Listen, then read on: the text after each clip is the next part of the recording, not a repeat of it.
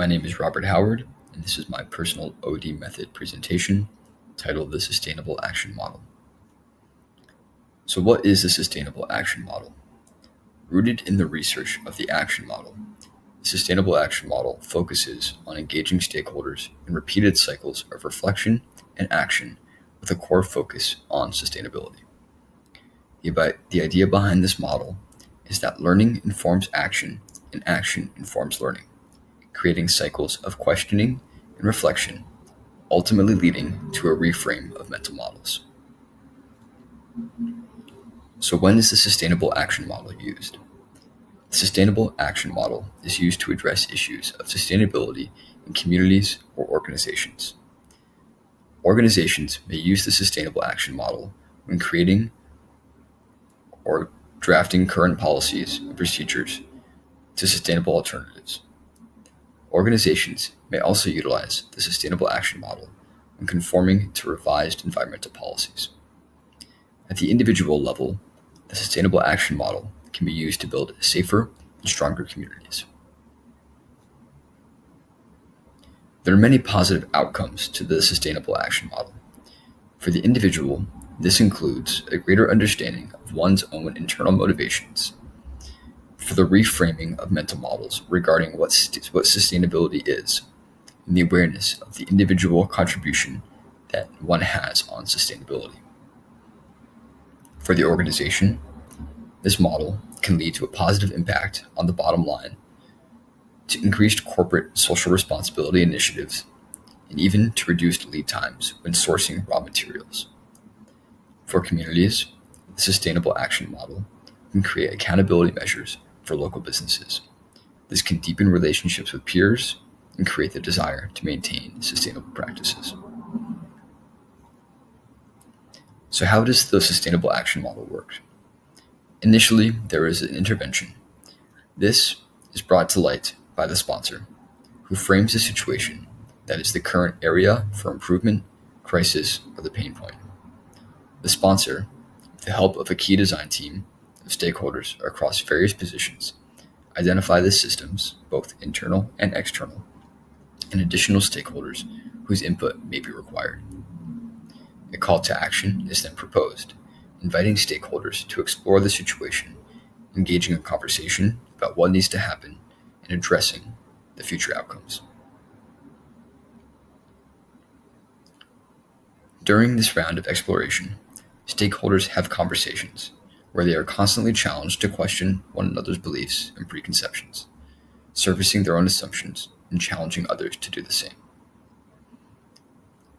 After several rounds of small group discussions, action is then decided upon in the formation of SMART goals, to which all stakeholders are held accountable.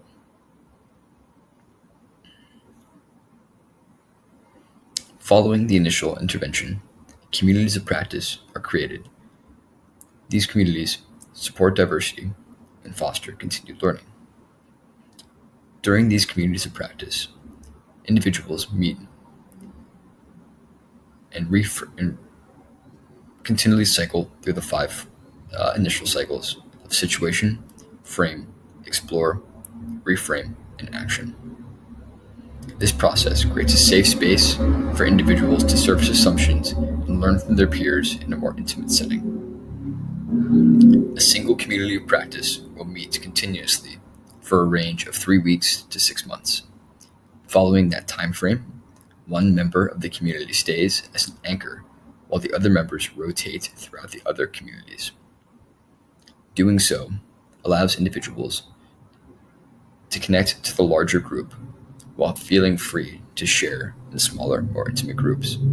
It is the job of the anchor at this point to continually engage in conversation with the new participants and relay the past information that's been collected.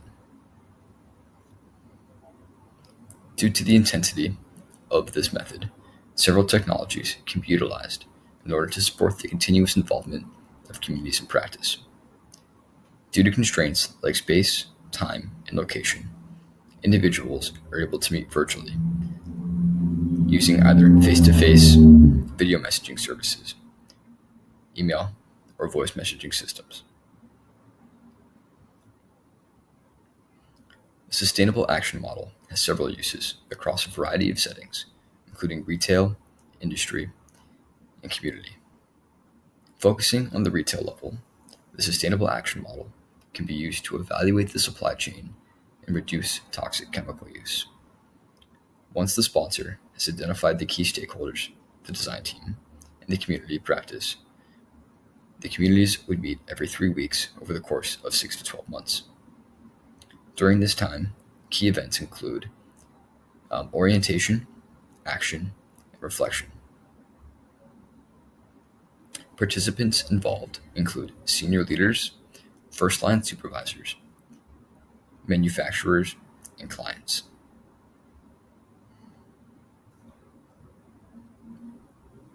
Roles and responsibilities are divided between the sponsor, the design team, and participants at various stages of the Sustainable Action Model. Prior to the intervention, sponsors maintain the bulk of the work. They are responsible for committing to the community and to challenge the group to service assumptions. They are also tasked with defining the purpose of action. The design team is tasked with inviting participants, setting parameters, and coordinating groups. Participants here are tasked with reviewing the call to action and starting to challenge the current assumptions of sustainability. During the intervention, all groups should focus on participation. Near the end, participants should strongly consider whether or not they have the time and availability to become an anchor for their community. Following the intervention, the sponsor and the design team meet to debrief. At this time, the two groups review how to integrate the new practices and the SMART goals into their community or organization. It is at this time that participants identify their initial communities of practice and begin the rotation over the course of the given time frame. There are 4 key conditions for success for the Sustainable Action Model. The first is to provide context to ensure that the purpose of the intervention is not lost as goals are obtained and communities are continuously challenging previous assumptions. The second is to encourage contribution, that all stakeholders should feel as if their voices are heard. The third is to listen to patterns and to identify key themes that emerge. Finally, the fourth is to foster relationships. As individuals surface assumptions, they become vulnerable. This allows them the opportunity to build stronger ties with their community. The theoretical basis for the Sustainable Action Model is rooted in the Action Model, first posited by Richard Robbins. There is additional support from the Critical Action Learning Model, introduced by Kieran Trehan and Russ Vince.